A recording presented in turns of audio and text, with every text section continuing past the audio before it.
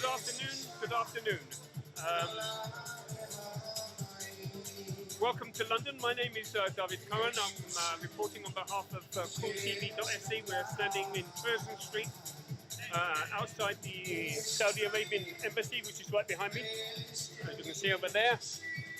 And there is a demonstration organised under the typical Hegelian dialectic form. One side on this side will be the Zionist Federation protesting against Hezbollah and its activities both in the Middle East and throughout the world. And down here, where the Saudi Arabian embassy is, there is going to be a presentation, demonstration for people who are pro-Hezbollah, demanding the rights for them to conduct themselves in the way that they normally do. I'm a presenter for Cooltv-se. I'm the foreign correspondent in residence here in London, and I hope that you will enjoy today's demonstration. I'm here to report and record this demonstration. Welcome. I hope to get some interviews.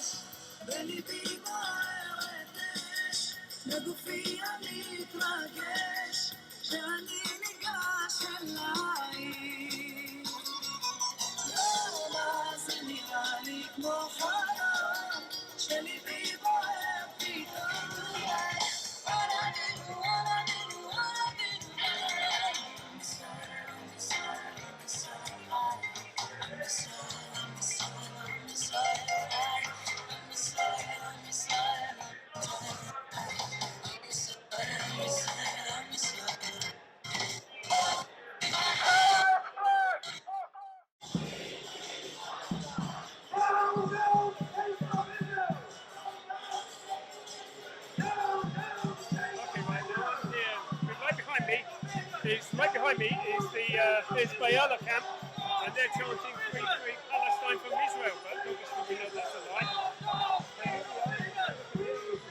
The rhetoric that these people are chanting, and it's quite intense. It's really quite intense, really. By the way, from my producer back there in Sweden, I hope you really enjoyed this. I am.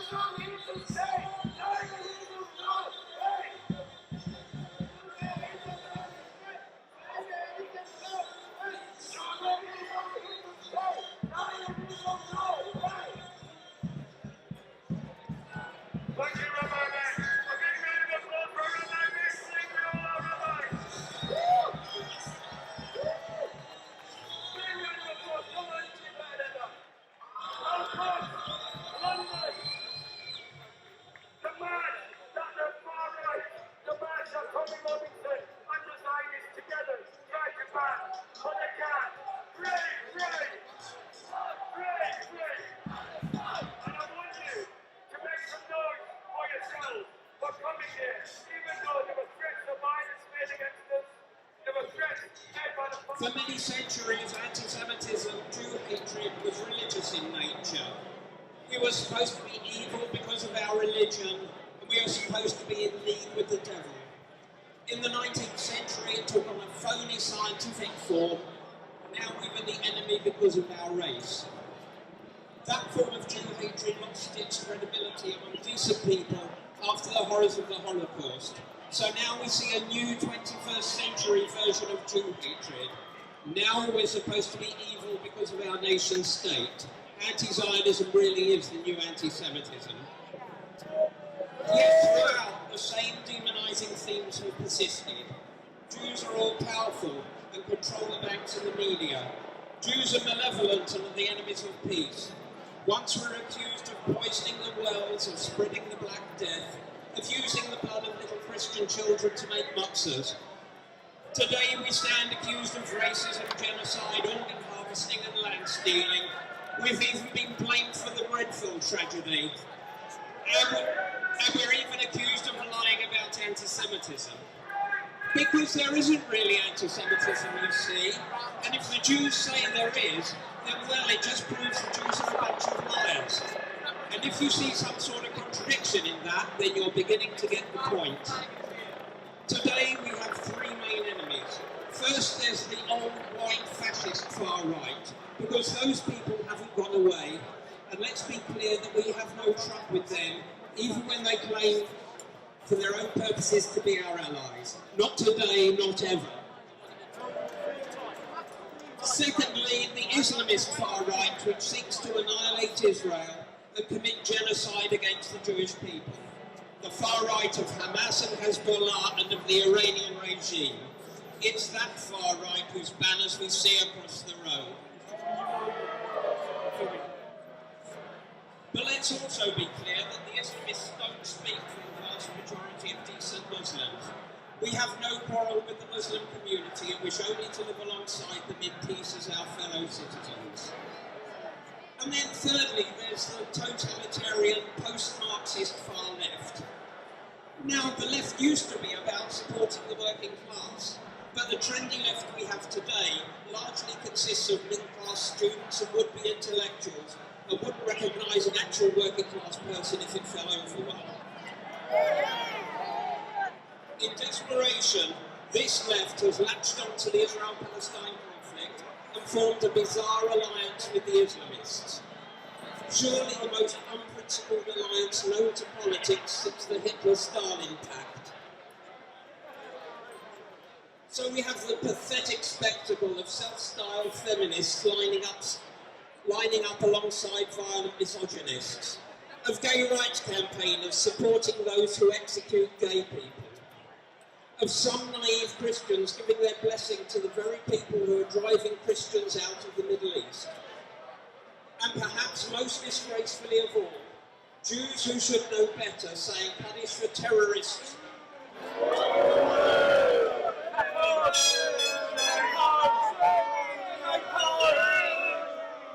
who would have slaughtered them without a second thought. My friends, these are our enemies, but we also have many friends. Across the country there's an ever-growing network of local pro-Israel organisations, of which I'm proud to say North London Friends of Israel is one. If you're not from London, then welcome to my hometown. Thanks for making the journey and showing your solidarity. And please, when you get home, if you haven't already, join your local Friends of Israel group and help them to campaign for Israel in your local community. And if you are from London, we in North London Friends of Israel would love to hear from you.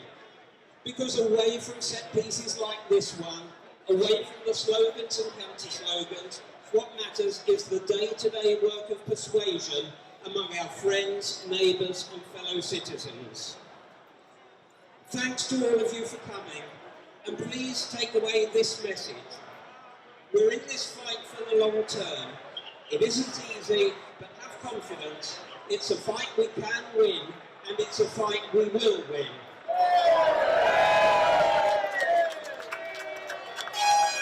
Defend democracy, oppose terrorism, support Israel. Thank you.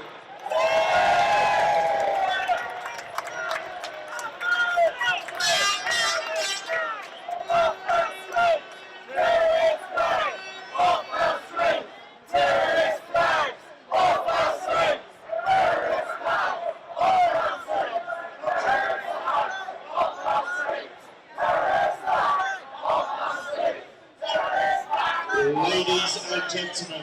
One more time, thank you very much to Harry from North London, Friends of Israel. Ladies and gentlemen, our next speaker is no stranger to our Cooltv-se. He is no stranger to the Jewish and the Zionist community.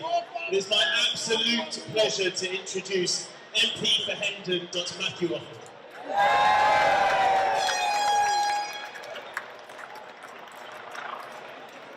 Thank you. Thank all of you for being here. But I have something to say to you. You shouldn't be here.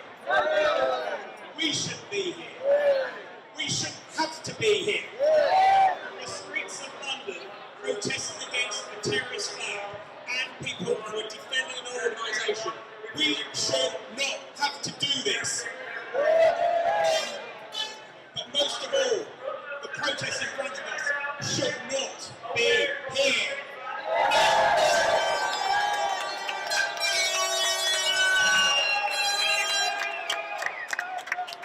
Last year, I was very angry, as many of you also were, that the protest went ahead. Days after the Grenfell Tower, the terrible strain on the Metropolitan Police and the public services of London. But still, the Agaist protest went ahead regardless.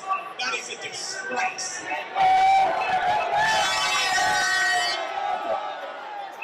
What was said was a further disgrace. A stain on innocent Palestinians. It was not in their name, it is not in our name, it is not in the name of our country.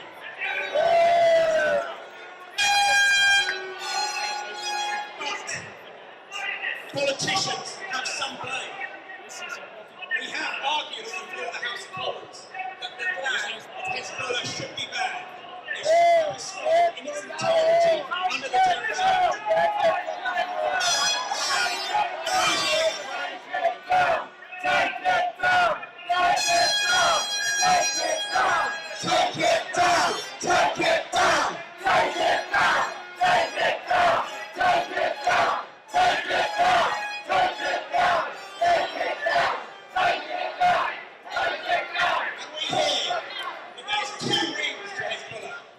Political and the military agree. No,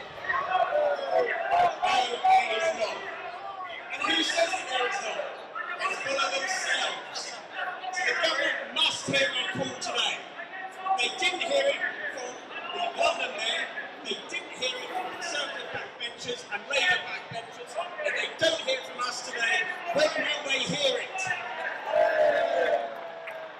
I will certainly continue to put the pressure on the government.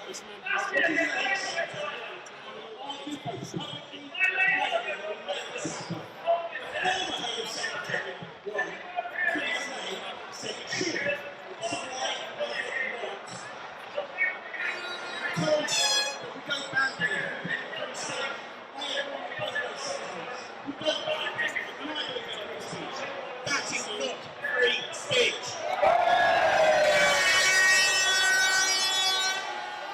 Displaying a flag was on the that is not free speech. An organisation that is funded and run by the Iranian regime do not call free speech. They are not people who believe in free speech.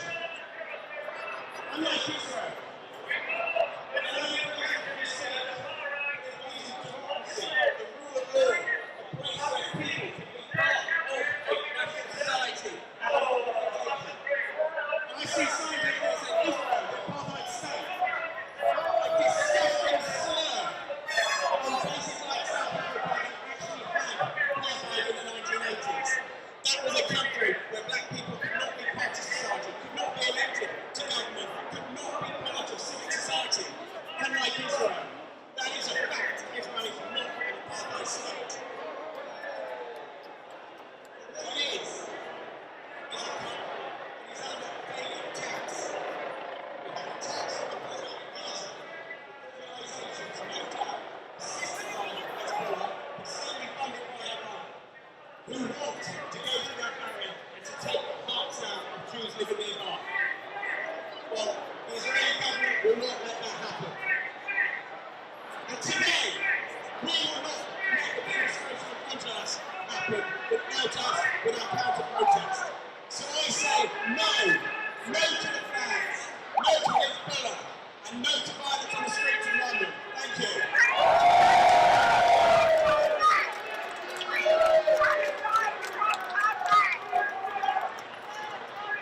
A huge thank you to Matthew Offord.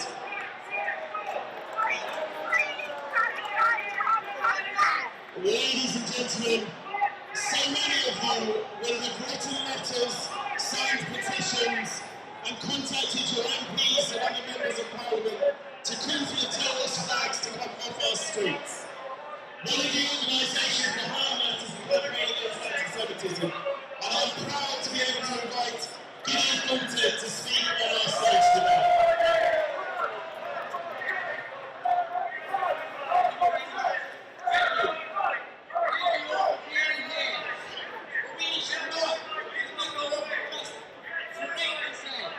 We should not be here. There should not be a police helicopter up in the sky. We should not have mounted police patrolling our streets, riot police on standby in the streets behind. We should not have to be here. But we are here to support a terrorist organization that openly seeks to genocide the entire Jewish people. They're standing over there, working through our capital cities. United terrorist organization. It doesn't just seek the murder of Jews in Israel, it seeks the murder of all of us, including all of us standing here in London.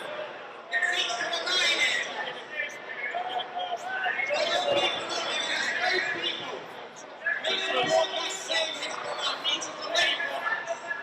The people who proudly praise the terrorist who saluted the Nazis followers, whose leader, Nasrallah, said that if the Jews gather in Israel, it will cease the trouble of going after them worldwide.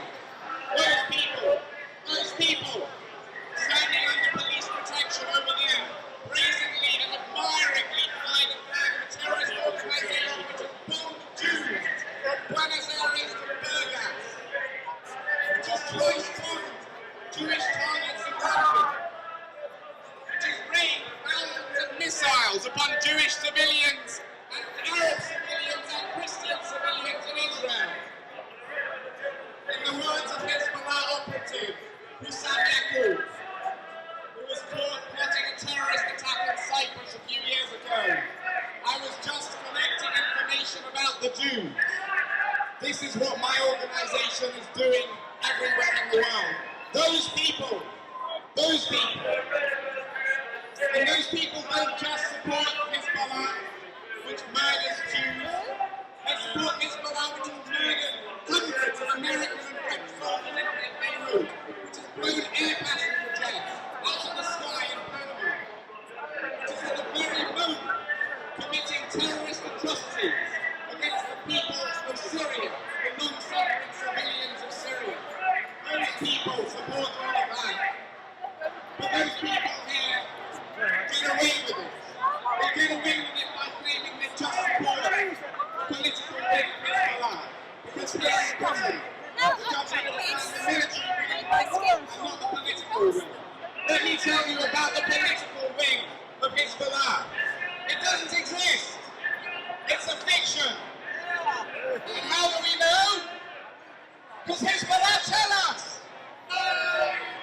They say the story of a military wing and a political wing is the work of the British. It's the work of the British. They mock our government for giving them this loophole. And whilst they laugh at us for this loophole, they're also very clear about the benefits that it gives them. Hassan Nasrallah, the chief of Hezbollah, has said that if this loophole were to be closed, and I quote, it would dry up the sources of finance, end political and material support, stifle voices wherever they are in the world, whether they're voices of resistance or the voices which support the resistance. Hezbollah should not only be banned as a military wing, banned as a political wing. It should be completely banned as a terrorist organisation in this country. Its sole objective is to murder and to maim around the world. Ban. Last year, we know what they stand for. They marched just after the Grenfell Tower tragedy, and they accused Zionists of paying the government to burn down Grenfell Tower. This year, they are standing on the placard to say we are all Hezbollah. They are hearing from people like the disgraced Reverend Stephen Sizer, who claims that Israel was behind the 9/11 atrocities. Let the kids go out. This place today. There is only one way for us to ensure that this travesty stops. We must say that if people in Britain want to show their support for Hezbollah, if that is what they want to do, then they should be prepared to go to prison for it. Let the call go out today for one thing and one thing alone. Home Secretary Sajid Javid, do not repeat the failures of Theresa May and Amber Rudd, who told us from the Home Office that they stand firm against terror, whilst allowing this dangerous Al-Quds Hezbollah parade to continue. Sajid Javid, do not be yet another Home Secretary who tells the Jewish community that it will be defended whilst allowing terrorist supporters to march through our streets. Sajid Javid, listen to the people. When asked in a Jewish news survey conducted by Congress, 81% of British people expressing an opinion, which includes 71% of the Muslim population, said that they want the whole of Hezbollah to be banned, prescribed. Sajid Javid, 14,000 of us now from every constituency in the UK, every single one of the 650 parliamentary constituencies have now signed the parliamentary petition. People from North, people from Dubai. This is not just the voice of the Jewish community, this is the voice of all decent British people. All you, ban Hezbollah. Get the fuck out of here.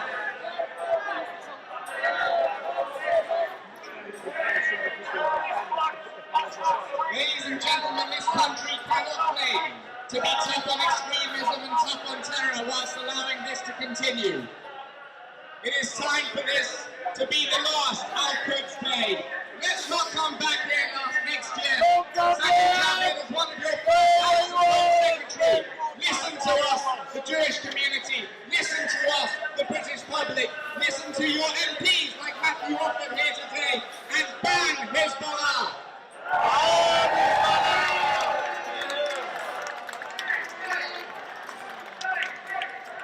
A big thank you to Gideon Coulter of the campaign against anti-Semitism. I'm filming you, you're kind of a bit sorry. Ladies and gentlemen, we had so many different organisations supporting us here today, so I would like to thank all of them for joining us either in person or in spirit. We have a message from the newly elected President of the Board of Deputies that I've been asked to read out. I will read the abridged version so as not to keep you so long, and so we can move on to our two key speakers. I'm sorry not to be able to be with you at this very important demonstration. However, I want you to know that this message, that while I cannot be with you in person, I'm most certainly with you in spirit.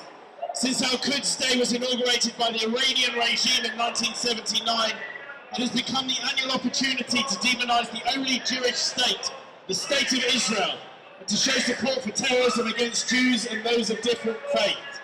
Let me be clear, shouting death to America, death to Israel, has nothing to do with a peaceful demonstration in the heart of the tolerant and pluralist capital of our country. My friends, Al-Quds Day is not a day of expression of support for coexistence and peace between Israelis and Palestinians or between Jews and Muslims. It is exactly the opposite. It denies Israel's right to exist in peace and security alongside a Palestinian state. This doesn't bring about peace, this doesn't bring about understanding, it only adds to the hate that fuels the conflict. For far too long now, Al-Quds has served as a platform for Israel haters. Do you know what makes the protesters over there so hate-filled? Is that they are hypocrites. They are hypocrites for not supporting the... They are hypocrites. Sorry. If they really care about the Palestinians, they will tear down those Hezbollah flags, they will march instead to the Syrian embassy and to the Iranian embassy, and they will protest there. The Mayor of London, Sadiq Khan, has called for a full prescription of Hezbollah, and yet our government has not answered that call. Today, I, Marie van der Zeel, call on our government to prescribe Hezbollah immediately. Hezbollah is a terrorist organisation that must be dealt with accordingly. It must be banned in its entirety. For us Jews around the world, there is no holier place than Jerusalem. Jerusalem is the cradle of Jewish and Western civilization. Jerusalem is the city of longing and home for the Jewish people. Of course, Jerusalem remains a holy place for Christians and Muslims as well. Since the State of Israel took responsibility for the holy sites following the Six-Day War, Jerusalem has been equally accessible to Jews, Christians, Muslims and all other faiths. Today, my dear friends, I tell you, enough with demonizing Israel. Enough with waving the flag of the Hezbollah terrorists. Enough with the hypocrisy. Enough with the hate we see towards Israel and Jews at Al-Quds. Friends, we are not alone. The email campaign that you have joined had over 10,000 people participate. The campaign against anti-Semitism's petition on Hezbollah has reached over 14,000 signatories. And the Jewish News campaign to ban Hezbollah has been courageous and consistent. Thanks to them for all they have done. Thank you all for coming. And a special thank you to the Zionist Federation for organising the event and for standing up for peace, for truth and for justice. That was Marie van der Zeel, the Board of Deputies. You've had enough of my voice, so without further ado, it's my pleasure to introduce our penultimate speaker, the chairman of the Zionist Federation, and the reason that all of you are here today, Mr. Cooltv-se.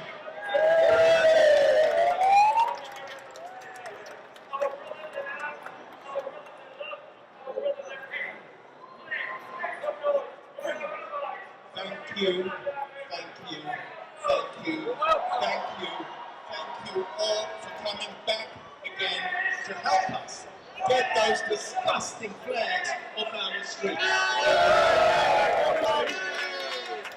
You know, Israel's an inconvenient truth when it comes to extremists.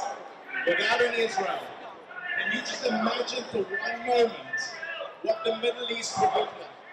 Can you imagine the death toll without an Israel? Well, don't imagine, let me tell you. Let me give you some facts and figures. Israel was created in 1948. Since 1948, 10 million Muslims and Arabs have been killed in oil wars. Since 1948, the amount of Palestinian deaths in oil wars amounts to 40,000. There is no country like Israel which holds civilian life to a higher regard than Israel. No matter Israel will defend its citizens, but at the same time do its best to defend your citizens, the other side. But they don't care. They don't care because they were established for one reason only. The PLO was established in 1964 with its charter to eliminate every Jew and to eradicate them from the state of Israel. There were no settlements in 1964. There was no West Bank in 1964. It was created to annihilate Israel. Hezbollah was created in 1984. Why? By Iran, to eradicate Jews from the land of Israel. Hamas sits in Gaza protesting why? Israel has left Lebanon, Israel has left Gaza, yet they still continue to protest. Why? Because Israel is an inconvenient truth to extremists. Israel stands up for freedom for what is right. Israel is the only country with a growing, in the Middle East, with a growing Christian population.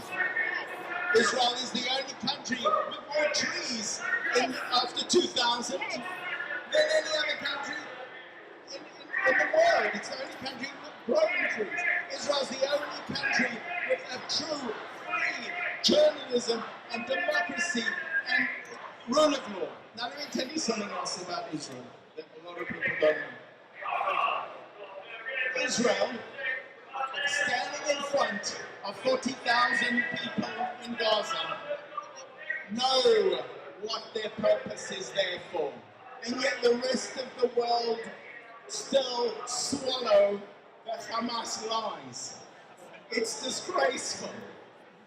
Israel stands on the border of Lebanon, defending its citizens from one of the most disgusting regimes ever created by man. They are killing people in Syria, and yet Israel know this, and they will stand strong, so they should stand strong. But they need our support. This country's political leaders must know that we support Israel, and they cannot tell Israel how to defend the citizens in their own country, one of the most brutal areas in the world.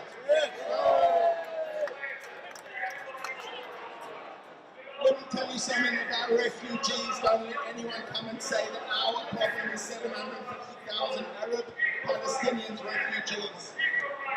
Those 750,000 Arab Palestinians that left, that ran away during a war, became refugees and remain refugees because none of their brethren in the corresponding Arab countries are prepared to naturalize them. They remain refugees because of the Arab leadership, not because of Israel. We had 800,000 Jews coming in from Iraq, from Syria, from all of North Africa in 1956 as refugees. And why? They are not refugees anymore. None of them were refugees. They are naturalized in Israel.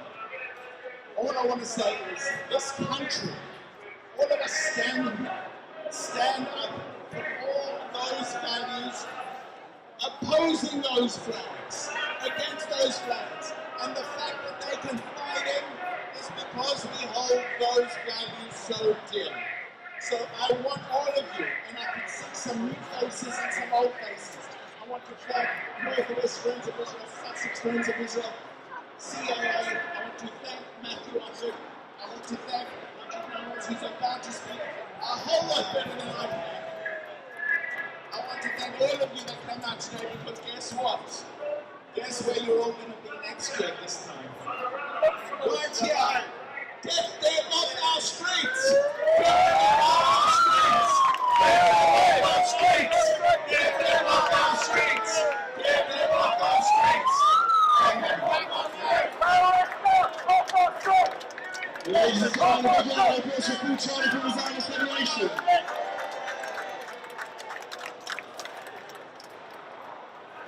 Ladies and gentlemen, it is my absolute pleasure to introduce our final speaker for the day.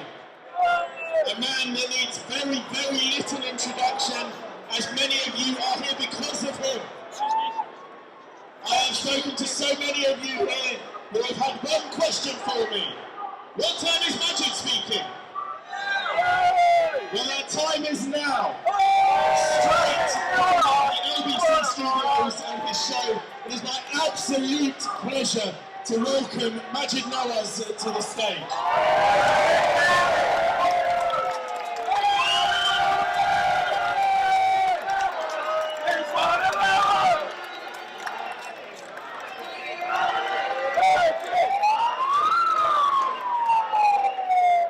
Thank you.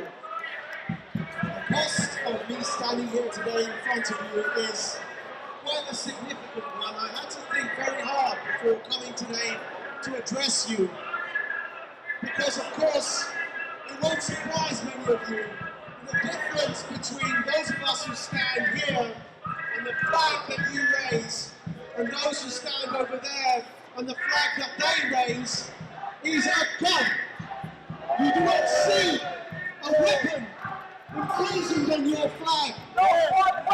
You do not see a dagger on this flag.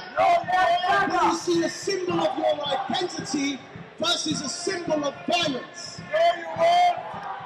And that is why I had to think very hard and carefully. Because as many of you will know, there was a time where I was on that side of the fence, speaking at that very rally. And I've been on a long journey, but it's come at a cost. We love you, Majid!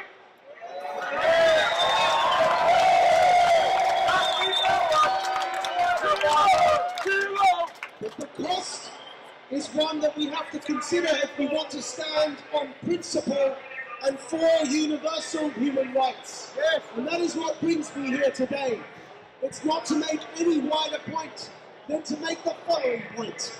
I know what it feels like to be hounded and chased off the streets in Essex where I grew up. I know what it feels like to see flags and symbols raised whose sole purpose is to eliminate and exterminate the presence of people like me from the streets into which I was born and raised, or that I call a home. And so I thought to myself, how would I feel if people raising the KKK flag with a neo-Nazi flag, or a flag for Combat 18, or any other sort of flag that wants to remove people like me from this land, how would I feel if that were to go unchallenged? And that made me begin thinking of the meaning of solidarity, and what solidarity means and why it's so important. And I realized that if we do not draw a line in the sand, that if I could not be here today with you, what possible hope, what possible chances would there be for anyone in wider society to convince you this is your home? You have nothing to fear, despite that those who agree with their perspective would like to see you removed from everywhere you consider home. There are people like me who will defend you at expense to our own selves to make sure that you feel safe and secure in your home. And we will fight to the bitter end to prevent the machinations of those who see you exterminated, because that is their slogan, and the slogan of the founder of that organisation. Let there be no doubt, it is to eliminate your presence wherever they find it. It is to exterminate you, and there is only one option. There is only one option when such slogans and such flags are raised, and that is to draw a clear line in the sand. It is so important. It is about perception. If this kind of provocation is allowed to happen in London every year, then there will be, for reasons I vehemently reject, but we're witnessing it already, there will be a far-right backlash. And then, of course, that takes people like me, who are visibly of a minority background, back to square one with all the progress we've made in this country. And so, when people like Lauren Southern were prohibited from entering this country using the terrorism legislation, and when Tommy Robinson was swiftly brought to justice because he violated a court order, and yet those behind the Breeding Gang scandal, it took years for them to be brought to justice.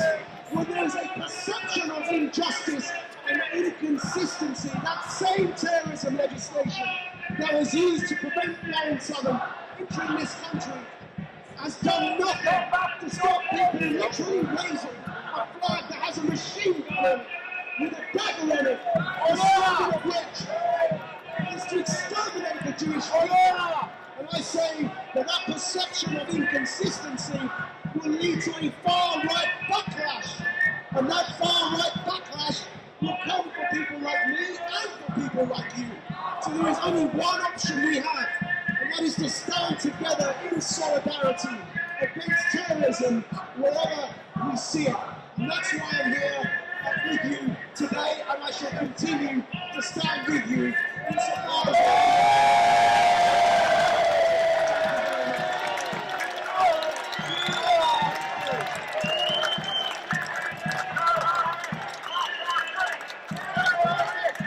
Ladies and gentlemen, no one can say it better than that. A huge, huge round of applause for Majid Nawaz.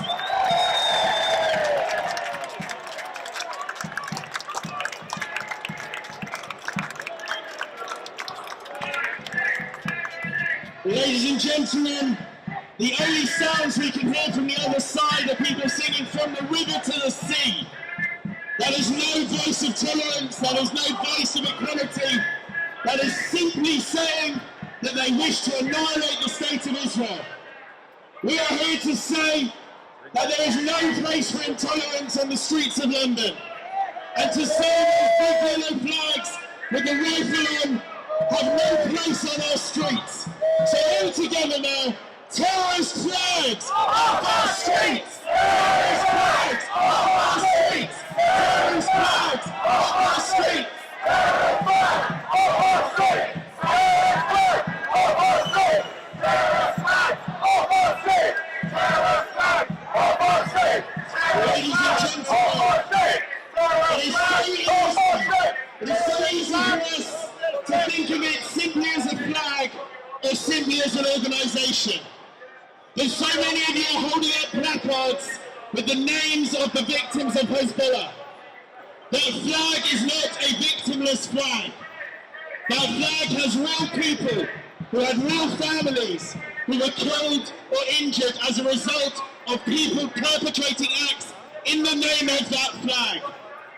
That flag has absolutely no place on the streets of London. We have heard it from all of our speakers today, and we must continue to call on the government, to call on the Home Office, to ban Hezbollah in its entirety. Terrorist flags off our street! Terrorist flags off our street! Terrorist flags off our street! Terrorist flags off our street!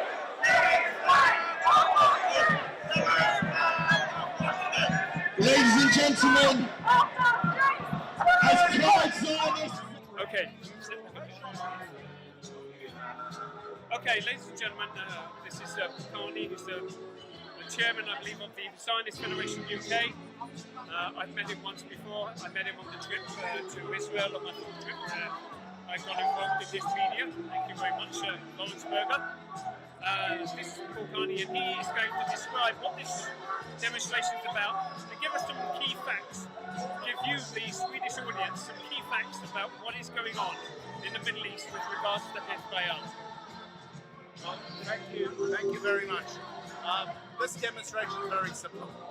We're standing up for free speech, we're standing up for democracy in every part of the world, not just the UK, but for Israel, which is the only democracy, the only free country in the Middle East. The fact that people like that can fly terrorist flags which deny freedom just shows the values that we hold, shows those democratic liberal values that we hold, that we stand here and oppose them, that they're allowed in our streets.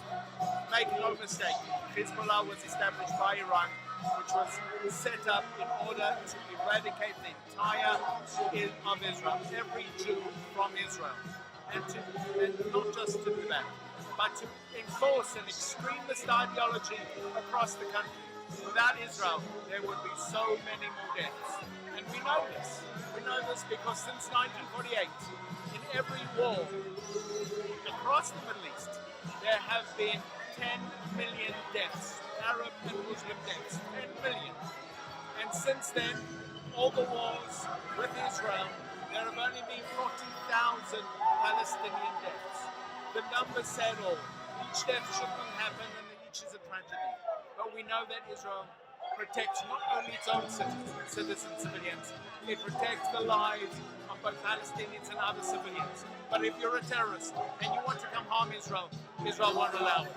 We will stand up for it. So all I can say is we cannot allow groups like Hezbollah to take our freedom away. They've done so in Lebanon. They're doing so in Syria. They're taking the freedom away across the Middle East. Israel won't allow it, and we on our streets will not allow our freedom to be taken by these extremist regimes who are only interested in Islamist extremist ideology. Thank you so much, and support Israel. Thank you, Paul Carney. It was nice. This is for the Swedish audience there, and for those who want to appreciate exactly why it is that Malmö is now great capital of Europe. Right, thank you very much. Good luck.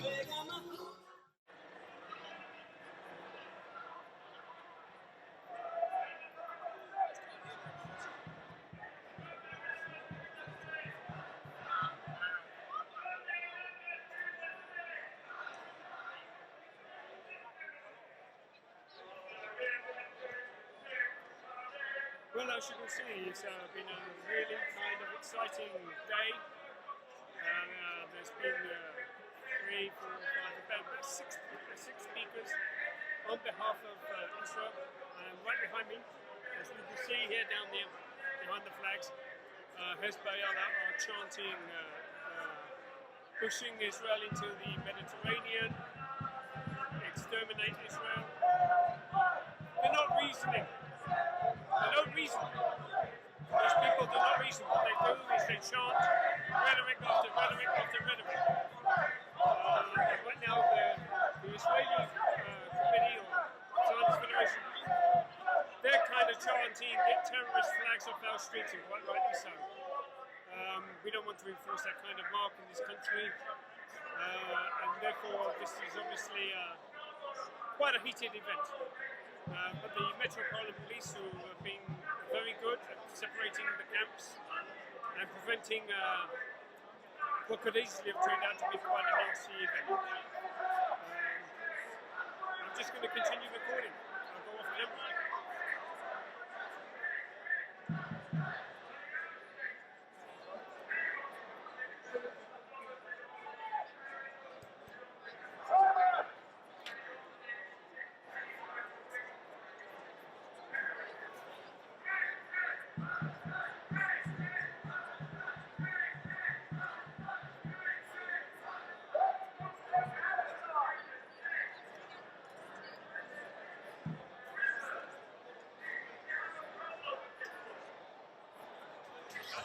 Be more or less it for the day. I can hang around here if I choose to, but it's just going to be one big party. You're going to hear nothing but people waving flags. No speeches are going to be given. So I'm going to watch it, hang around here maybe, or just go home and upload this footage. And I hope you guys in Sweden enjoy this.